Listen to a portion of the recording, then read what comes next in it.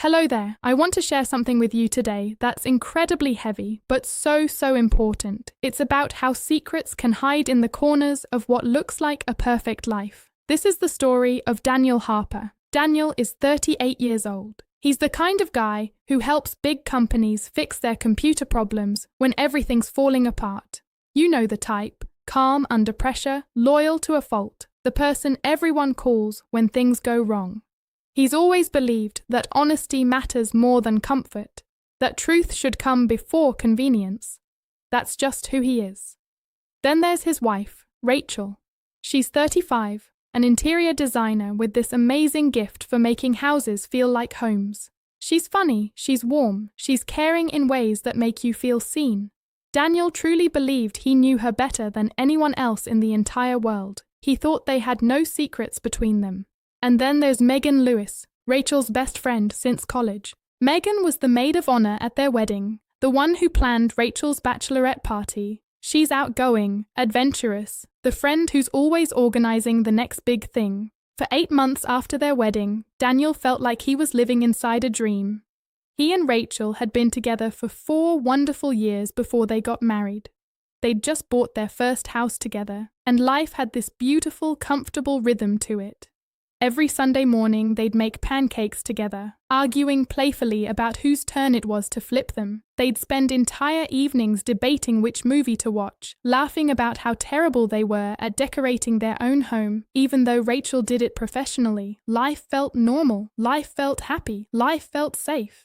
But everything changed on one ordinary Tuesday afternoon. Daniel was wrapping up his workday when his phone buzzed with a message from an unknown number. Normally, he'd ignore something like that, maybe delete it without even opening it. But something made him look. There was no greeting, no explanation, no context, just one short sentence that made his blood run cold.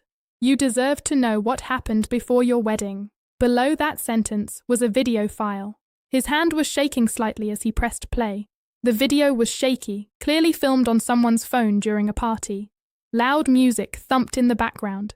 There was Rachel wearing a white sash that said "Bride-to-be" across her chest, laughing with her friends, dancing, having the time of her life. At first, Daniel didn't see anything wrong. It just looked like a normal bachelorette party, the kind thousands of women have every weekend. But then a man Daniel had never seen before walked up to Rachel. This stranger put his arm around her waist, and she didn't pull away. She didn't step back or tell him to stop. A few seconds later, they leaned in and kissed. Not a peck on the cheek, a real kiss. And the entire room of women around them erupted into cheers and applause like it was some kind of celebration. Then the video just stopped. Daniel sat there staring at his phone screen like it had just exploded in his hand. He watched it again, then again, and again. Each time hoping he'd misunderstood what he was seeing, that maybe the lighting was bad or the angle was misleading. But it wasn't. There was no misunderstanding what he'd just witnessed. He sat in complete silence for almost an hour, his mind racing through every conversation they'd had, every promise they'd made to each other. His first instinct was to call Rachel immediately and confront her, maybe even yell, but something made him wait instead. That evening, Rachel came home with her usual bright smile. She looked at him and her face fell slightly. "Hey, you look exhausted. Rough day?" Daniel forced a small smile and said, "Yeah, just a long day at work." She kissed his cheek before heading to the kitchen to start dinner. For the first time in their entire relationship together, Daniel found himself pulling away from her touch. Rachel noticed immediately. Of course she did. She always noticed everything about him.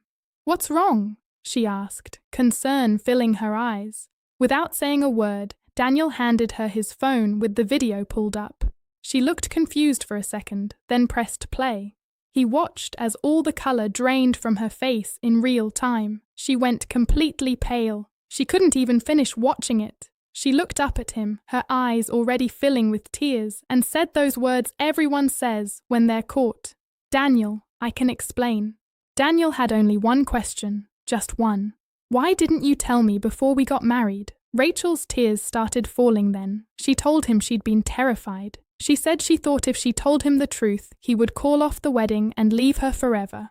Daniel just nodded slowly, processing this. Then he said something that clearly hit her hard. By not telling me, you made that choice for both of us. You decided I didn't get to know the truth about the woman I was marrying. Rachel looked at the floor. It was one stupid mistake. One night. It never happened again, I swear. Daniel stayed quiet for a long moment. Then he asked something she clearly wasn't expecting. Did everyone at that party know about this except me? She paused. That pause told him everything he needed to know. Her friends knew. Megan knew. They all knew, and they all kept it from him. He closed his eyes as a wave of pain washed over him.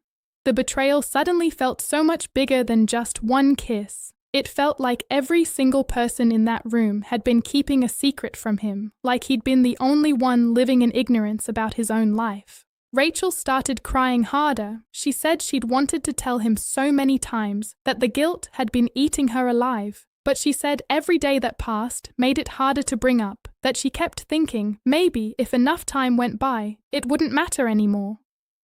Daniel looked at her and said the thing that would define everything moving forward. I wish you'd told me before the wedding. If you had, I could have decided whether I still wanted to marry you. You took that choice away from me. The weeks that followed were the hardest of their lives.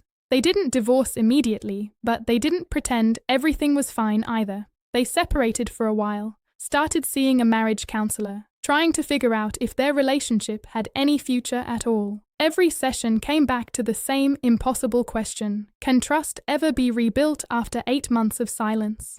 When people ask what hurt more, the kiss or the lie, the answer is always the same. The kiss lasted seconds. The lie lasted 8 months. That's what Daniel can't get past. Not that people make mistakes, because they do, but that every single day after their wedding, Rachel had a choice to be honest, and every single day she chose silence instead. Sometimes the hardest secret isn't what happens in one night. It's what someone carries into a marriage, hoping you'll never find out.